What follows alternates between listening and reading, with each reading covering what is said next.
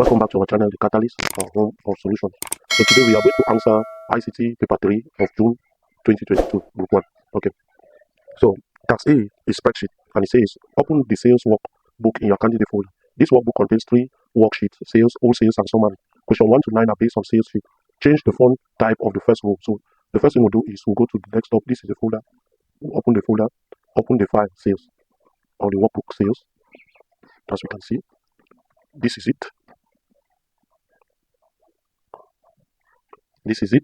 Okay, so we are to change the font type here to Algerian. That's the instruction. So it's done. Next question: insert cell borders in the range A1 to G25. To do that, we'll select over here. We'll select the cells and we'll go to borders, all borders. Okay, so that's it. The next is adjust the name field width to 138 pixels. So to do that, this is the name. Okay, we have to reduce it, and to do that, I will zoom for us to see how it works. So what I'll do is I'll select the column here, move my mouse here. Okay, well, as I'm dragging, you see that the pixel is reducing because there's a place that indicates. You see the pixel is reducing until I get to 138. So I will just continue moving my mouse, dragging, and this is 138 pixels. We have 19, which is in centimeters, and then 138 in pixel. Well, so we've done that. That's how it is done. We'll move to the next question, which is insert the formula in the 3% discount field to calculate the discount for each item. But this discount is 3% of the product of unit price and quantity. So here we can put equals to. I'll still use. Okay, just look at here. The formula I'm going to enter. It's going to be 3%. Oh, sorry. It's going to be 3% times the product of unit price and quantity. So that's it. Well, so with this now, I can calculate for the rest just by putting my mouse. As you see this cross, I double click, it does for the rest. Okay, it does for the rest. Okay, so the next is we are supposed to enter the formula for C4. Okay, the formula used in C4. This is C4. I will copy this here and paste here. That's the formula. So in the formula, insert the formula in the payable total field to calculate the total price for each sale. The total is calculated following this algorithm. The first is that we have to multiply the unit price by the quantity to get the total price. That's the first thing. So yeah, for this total, payable total, we'll take the unit price. That's unit price times quantity first. After we will subtract. It says that subtract the 3% discount from what we just calculated. So subtract minus, we go to 3%. Okay. Now we hit on enter. With this now, we can move it down, drag and drop, and it calculates on the rest. Good. Let's move on. So we should enter the formula for F12. F12. That is F12. So I'll copy this formula. Oh my god. That's the formula for F12. I'll paste it here. Now calculate the total of 3% discount and the total of payable total in row 25. Okay. So I'm supposed to calculate this total and this other total. So to do that, I'll use sum. I'll use the formula, the function sum. This is it, sum, which now I will sum up the first discount to the last. The sum of it. Okay, that's it. I will drag and drop so that horizontally, so that it calculates also for this one. But these ones are not necessary. They did not ask us to calculate for them. So that's it. Move on. Move on to the next question. Okay, we have to enter the formula in C25. C25. This is it. I will copy it. Write down. Okay. Okay. Set the font of row 25 to bold and size 14. Row 25. Sorry. Row 25. Set it bold and put the size 14 for the font. Save all. Move on. Now it says ensure that you have written down the formula in the cells in question 4, 5, and 6 above before attempting the questions that follow.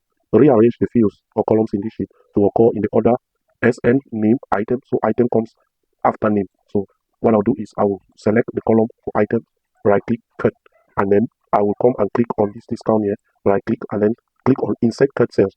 So voila. Now this also is supposed to be cut off from here. It's supposed to be found after quantity or before payable total. So I'll right click here on payable total and insert cut cells.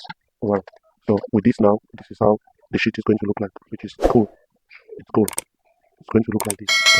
That's okay. Okay. So we move on. Now format the numbers in D2 to G25 2000 operator and without decimal places. To do that, I will just select this way. Okay, and then thousand separator. This is the sign here. That looks like comma. And I will reduce the decimal places with this button. Okay. I'll reduce the decimal places with this button here. Okay, it's found here. So I'll just reduce it. As I click, it reduces. Okay, it says 0 decimal places, so that's what we are supposed to have. That's fine. Very well.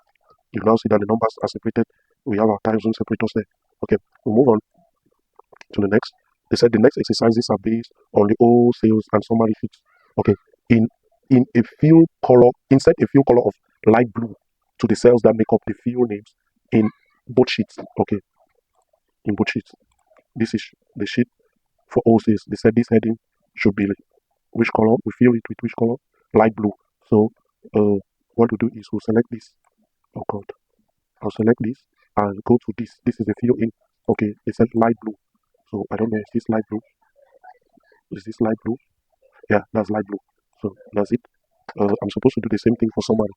This also should be light blue. Fill in with light blue. I don't know what's happening in my mouse. Okay, so that's it. So I've done that. Sort the table in the all sales by items. So all sales, I'm supposed to sort this table. So I'll select it like this. All sales. I have to sort it by items. So to sort, I will go up here. Okay, we have sort and filter. I'll click on this button. Okay, maybe just sort by item. Maybe I will click on filter. Okay, so that here now I will go to item and then sort in this manner. Okay, so see, it has sorted it now. Everything is in alphabetical order.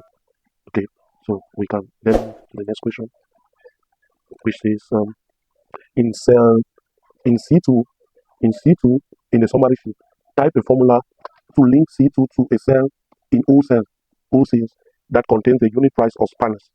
Okay, do similar for the cells in the range C3 to C9. Okay, so here we are to enter a formula here.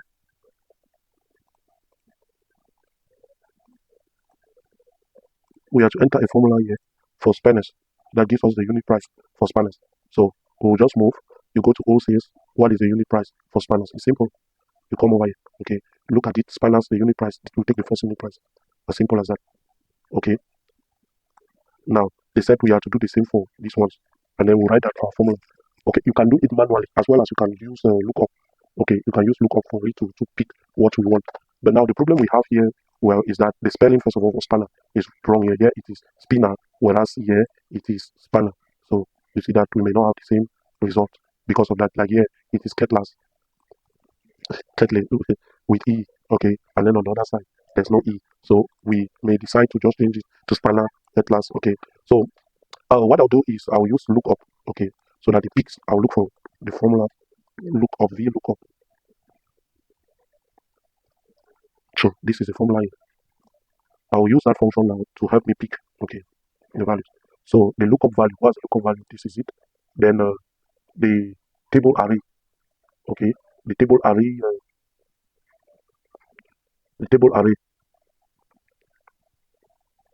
this is what I'm looking for.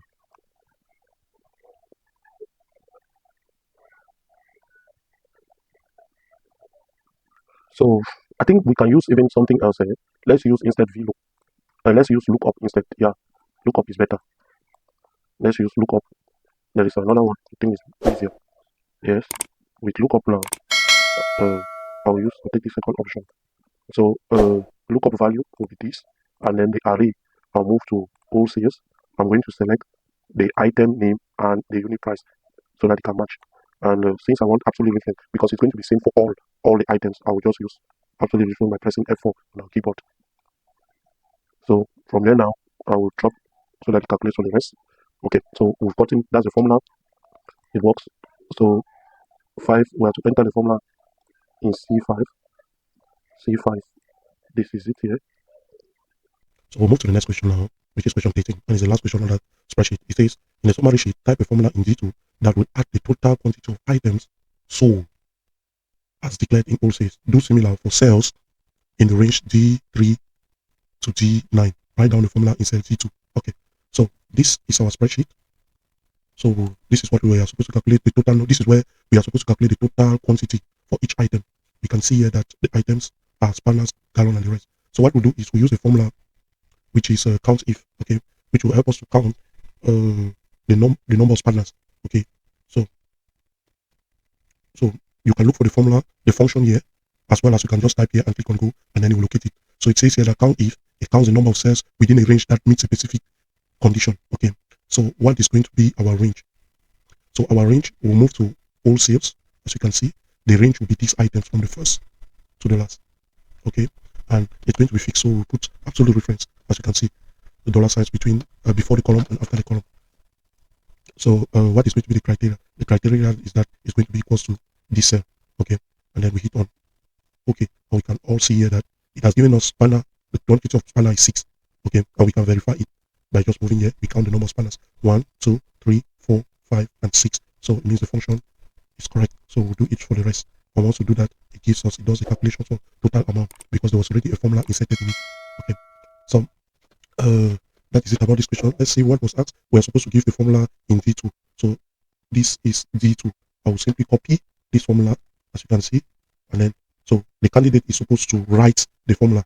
Okay, but since I'm doing it on the machine, it's possible for me to just write on the just paste the formula on the question paper as it is here, and we've gotten to the end of spreadsheet because it says print the 3 sheets of this workbook. There's the sale, all sales, and summary, and this will be done by the practical supervisor. Okay, so let's move to the second part of the question now, which says the algorithm is on programming. That's B. The algorithm given by a student to solve a certain problem. And it says output, give the unit price of the item, input this and that. Okay, explain the objectives of this algorithm.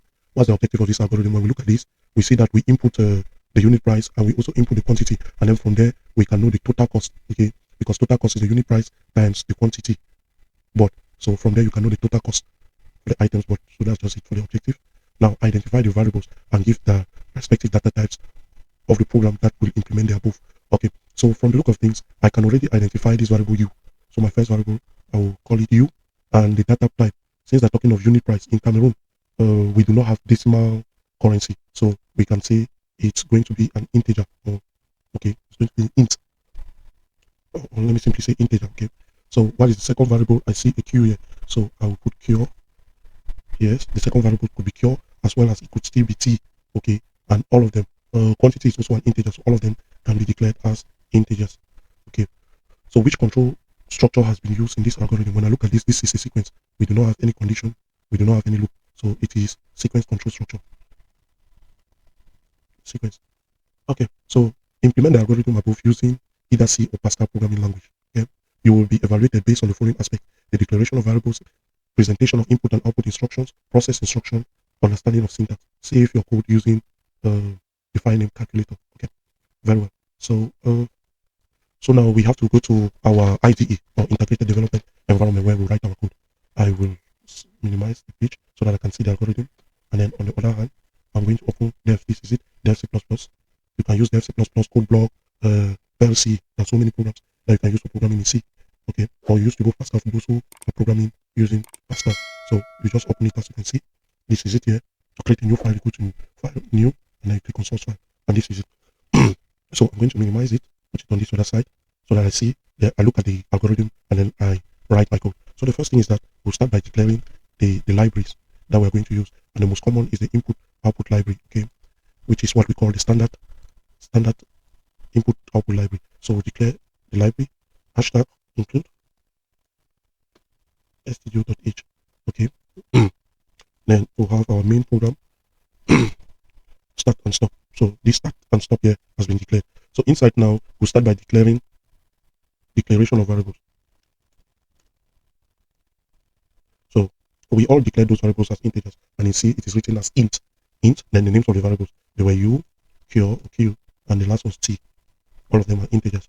So now the first thing we're going to do now is we are going to output a message saying give the unit price of the item. So output in C we use the function printf, and then the message will be in quotes. So it says give the unit price of the item. So you ask the user to give the unit price of the item, as we can see. Okay, then the next is input. Get the unit price U from the keyboard. To do that, we use scanf in C language. We use scanf. Okay, so scanf percentage D.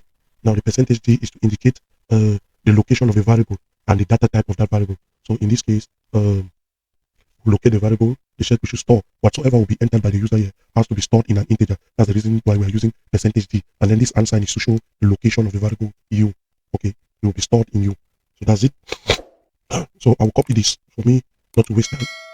I'll do a copy of this. All right, click copy and paste, so that I will just modify it. Since the next instruction still talks about output and input, so I will say now give the quantity of the item. So of the item bought. So only change here. I will add bought here. And then here I will say give the quantity of the item bought, and that quantity will be stored in Q. You can see it here, Q. Okay, so I'll store it in Q. Very well. So we move. The next thing is that set total T to U times Q. So to do that, we'll simply say T should be equals to U times Q, semicolon. Each instruction ends with a semicolon. Okay, then lastly, you will print T. So to print T, I will simply say percentage F, print F. Then in the place of T, I will call on V. That V will be represented by T, the value of T in memory.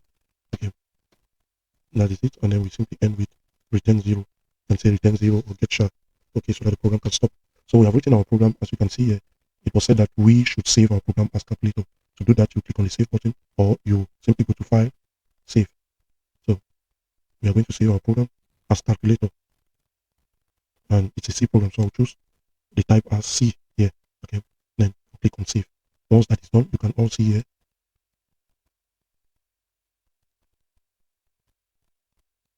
You can now see that the name of the file is calculator.c. So you do this, and then now they say compile and execute using the following test data U11 and Q7, and then we write the output. So to do that, we'll click on this button, compile and run.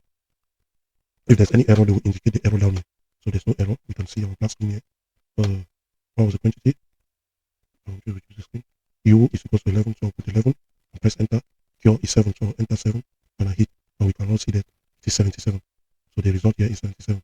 I'll simply put 77 as my output, because that's what the question says. Write down the final result in the line below. So the final result is 77. And we've come to the end of our paper. So that's it. I'll see you in our next paper. And please, remember to subscribe, please, if you have not yet done so, because it will go a long way to encourage us to continue doing tutorials and videos like this one. So thank you very much for all what you have been doing, for the comments and encouragement. See you in our next video, and God bless you.